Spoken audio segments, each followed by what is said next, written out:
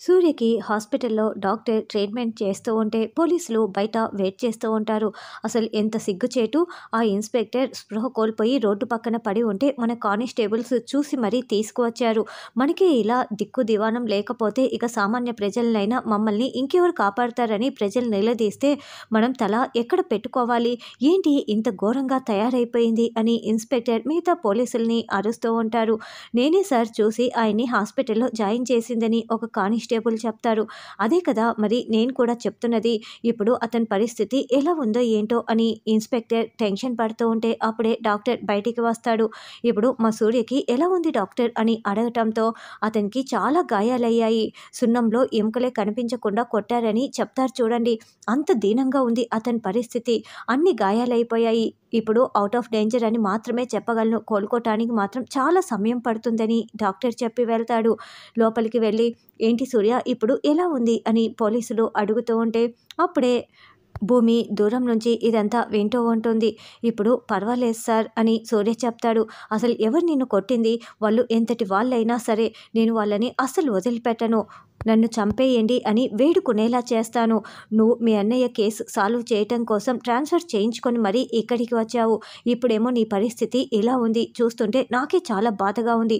చెప్పు సూర్య చెప్పు. నిన్నెవరు ఇంతలా కొట్టింది అని ఇన్స్పెక్టర్ నిలదీస్తూ ఉంటే ఏమని చెప్పండి సార్ అని సూర్య అంటాడు. అదేంటి ఇలా మాట్లాడుతున్నావు అని ఇన్స్పెక్టర్ నిలదీస్తూ ఉండటంతో నన్ను కొట్టింది ఎవరో ఎందుకు కొట్టాడో నాకు అర్థం కావటం లేదు అని సూర్య చెప్తుంటే భూమి చాలా షాకింగ్గా వింటూ ఉంటుంది. ఏమిటి సూర్య నిన్ను కొట్టింది ఎవరు నీకు కూడా తెలీదా? అలా ఎలా అని ఇన్స్పెక్టర్ నిలదీస్తూ ఉంటే సార్ వాడెవడో కానీ వెనుక వైపు నుంచి వచ్చి నా తలపై కొట్టాడు. మొదటి దెబ్బకే నేను స్పృహ కోల్పోయాను. స్పృహ కోల్పోయిన తర్వాత నన్ను ఇంతలా కొట్టాడని ఇప్పుడు స్పృహ వచ్చిన తర్వాతే నాకు అర్థమవుతోంది అని సూర్య చెప్తాడు. వెరీ బ్యాడ్ సూర్య, వెరీ బ్యాడ్. అసలు అక్కడ సీసీటీవీ కెమెరా ఫుటేజీలు కూడా లేవంట. ఎవడైంది కనుక్కోవడం ఇప్పుడు ఎలా అని ఇన్స్పెక్టర్ అంటాడు. మీరేమీ టెన్షన్ పడకండి, బాధపడకండి సార్. నన్నెవరు కొట్టారో నేను నిదానంగా తెలుసుకుంటాను.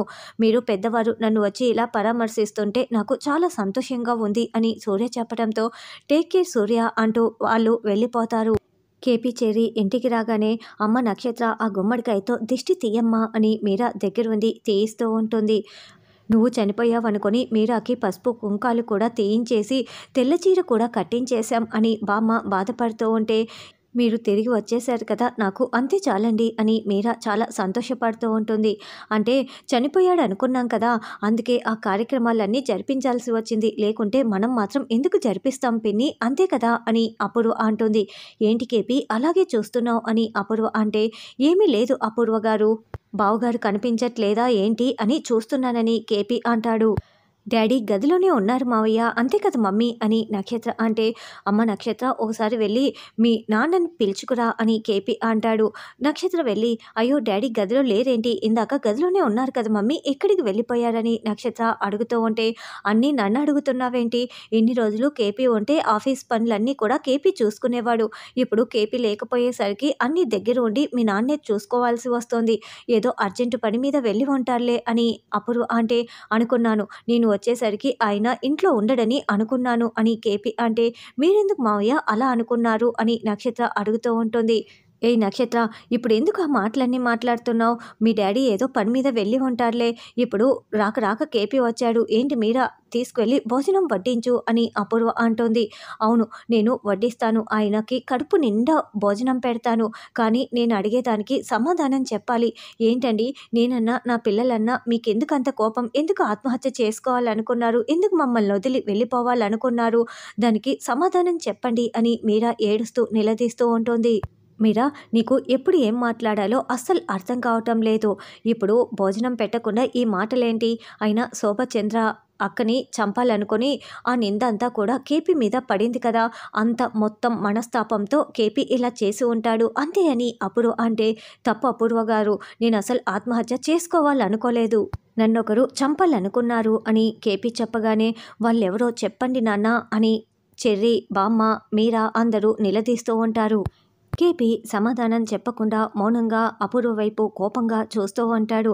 తర్వాత శరత్చంద్ర గెస్ట్ హౌస్ దగ్గరికి వెళ్ళి, చూడు నేను ఇక్కడికి వచ్చానన్న విషయం ఎవరికీ తెలియకూడదు. నన్ను కలవటానికి ఎవరు వచ్చినా కూడా లోపలికి పంపించొద్దు. నా గురించి ఎవరైనా ఫోన్ చేసినా కూడా నేను ఇక్కడికి వచ్చానన్న విషయం ఎవరికీ చెప్పొద్దు అంటూ గెస్ట్ హౌస్ లోపలికి వెళ్తాడు. తరువాత శరత్చంద్ర అంతరాత్మ అతని ముందు ప్రత్యక్షమవుతుంది. ఏంటి శరత్చంద్ర, కేపీ ఈ పాటికి ఇంటికి వచ్చే ఉంటాడు, నువ్వే షూట్ చేశావని మీరాకి చెప్పే ఉంటాడు. మరి నువ్వు ఇంట్లో కదా ఉండాల్సింది, కాలుగాలిన పిల్లిలా అటు ఇటు తిరుగుతూ తప్పించుకు తిరుగుతున్నావా అని శరత్చంద్ర అంతరాత్మ శరత్చంద్రని నిలదీస్తూ ఉంటే, నా చెల్లెలు మీరాకి నా ముఖం చూపించాలంటేనే చాలా భయంగా ఉంది. నేను శిక్ష అనుభవించడానికి రెడీగా ఉన్నాను. నా చెల్లెలు నాకు మరణశిక్ష వేస్తే నేను అనుభవిస్తాను. అలా కాకుండా నా ముఖం మీద ఊసి చెంపదెబ్బ కొట్టిందనుకో, నేను దానిని భరించలేను. తలెత్తుకొని మళ్ళీ నా చెల్లెలకి నా ముఖం చూపించలేను అని శరత్చంద్ర చెప్తుంటే, అయితే ఏం చేస్తావు? నువ్వు ఆత్మహత్య చేసుకుంటావా అని అంతరాత్మ ప్రశ్నిస్తూ ఉంటే, అవును, నేను నా చెల్లెల ముందు జీవితాంతం తలదించుకొని బ్రతకలేను. అంతకన్నా చచ్చిపోవటమే మేలు. ఇప్పుడే ఆత్మహత్య చేసుకొని ప్రాణాలు వదిలేస్తాను అని శరత్చంద్ర చెప్తాడు. చెప్పండి నాన్న, నిన్ను చంపాలనుకున్న ఆ పరమ దుర్మార్గుడు ఎవరు? వాణ్ణి ఇప్పుడే చంపేస్తాను అని చెర్రీ కోపంగా అడుగుతూ ఉంటే, వాడెవడో తెలిస్తే నేను పేరు చెప్పకుండా ఎందుకు ఉంటానమ్మా? ఖచ్చితంగా చెప్తాను. కానీ వాడెవడో నాకు కూడా తెలీదు. వాడు ఒక దొంగ. నేను కొండ మీద కూర్చొని ఉంటే వాడు నా దగ్గరికి వచ్చి నా వ్యాలెట్ లాక్కొని నన్ను కొండ మీద నుండి కిందికి తోసేశాడు అని కేపీ చెప్పటంతో, దొంగ వెధవ, వాడి కాళ్ళు చేతులు పడిపోను, వాడు చచ్చిపోను, వాడి పెళ్ళాం మెల్లో తాళి తెగిపోను అని బామ్మ తిడుతూ ఉంటే, ఇప్పుడు అవన్నీ ఎందుకు? వాడెవడో మనకు తెలియదు కదా, వదిలేయండి అని అపూర్వ అంటే, అదేంటి మమ్మీ, నిన్నో డాడీనో తిడుతున్నట్లు నువ్వెందుకు ఆ దొంగకి సపోర్ట్ చేస్తున్నావు అని నక్షత్ర అంటోంది.